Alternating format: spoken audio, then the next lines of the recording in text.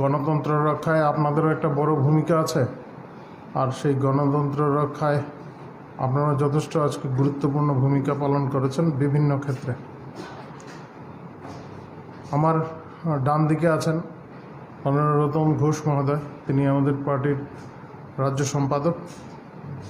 পাশাপাশি আমার বাঁ দিকে আছেন অস্মিতা বণিক, তিনিও আমাদের পার্টির রাজ্য সম্পাদিকা। তো আজকে আপনাদের মাধ্যমে রাজ্যবাসীকে এই ভোট সংক্রান্ত বিষয়ে কিছু কিছু বিষয় আপনাদের সামনে উত্থাপন করা প্রয়োজন। আপনারা সবাই জানেন, গত বেশ কিছুদিন ধরে বা বেশ কয়েক মাস যাবৎ এই রাজ্যে একটা অস্থির বাতাবরণ সৃষ্টি করার চেষ্টা হচ্ছিল, ষড়যন্ত্র চলছিল। আজ মতদাতারা, যারা সিপিআইএম, টিএমসি এবং তাদের সহযোগী যে বাহিনী, এই যে সম্মিলিত বাহিনী, এই সম্মিলিত বাহিনীর ষড়যন্ত্রকে একেবারে সামনে থেকে মোকাবেলা করে ভোটদানে গেছেন। আগরতলা শহর কিংবা অন্যান্য যে সমস্ত কেন্দ্রগুলিতে ভোট হয়েছে, সেখানে বড় সংখ্যায় মতদাতারা গেছেন। একদম সকাল থেকেই তারা ভোট দিয়েছেন। তারপরেও ষড়যন্ত্রকারীরা ক্ষান্ত থাকেননি। অনেক ক্ষেত্রেই তারা অস্থিরতা সৃষ্টির চেষ্টা করেছেন। আমরা প্রথমেও বলেছিলাম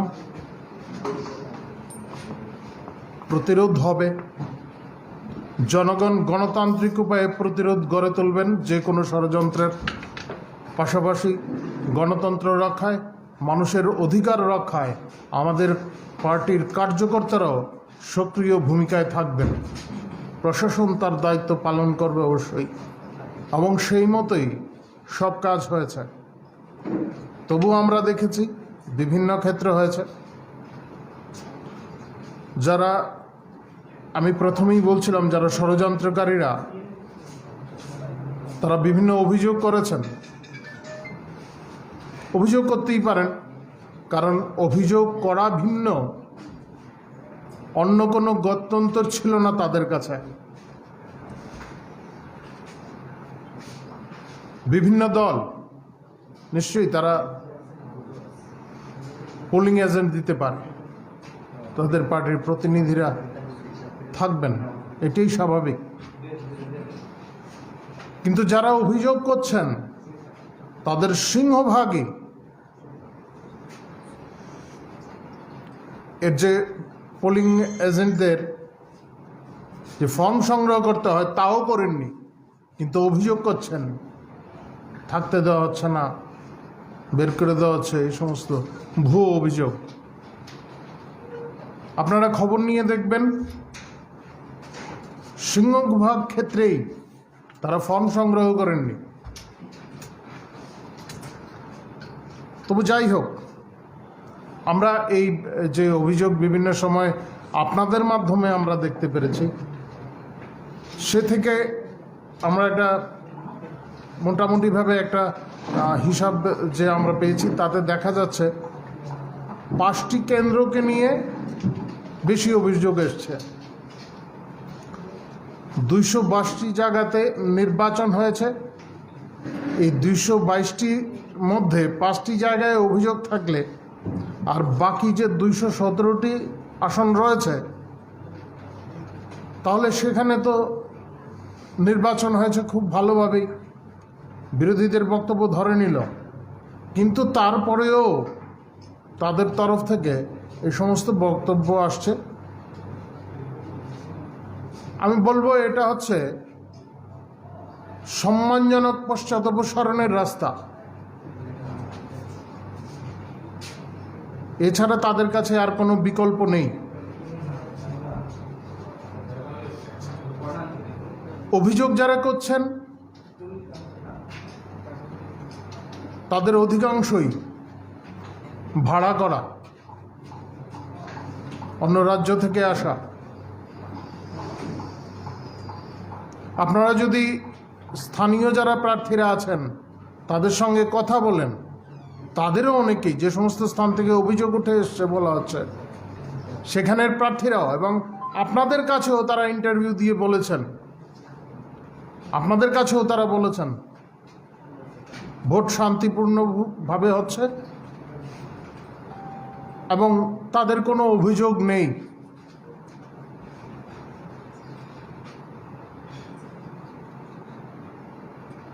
বিরোধী দলগুলির অভিযোগের ভিত্তিতে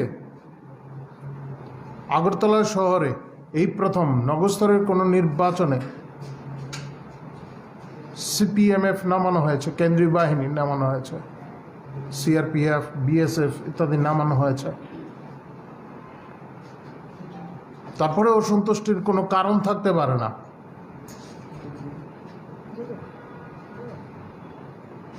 বেশ কয়েকটি স্থানে আমাদের কার্যকর্তাদের পরিচিত করার চেষ্টা হয়েছে, আমাদের কার্যকর্তাদের উপর হামলাও করা হয়েছে।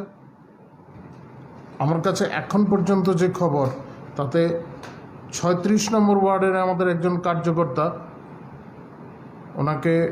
উনি আহত হয়েছেন, ওনার উপর আক্রমণ সংঘটিত করা হয়েছে এবং তিনি জিবি হাসপাতালে রয়েছেন।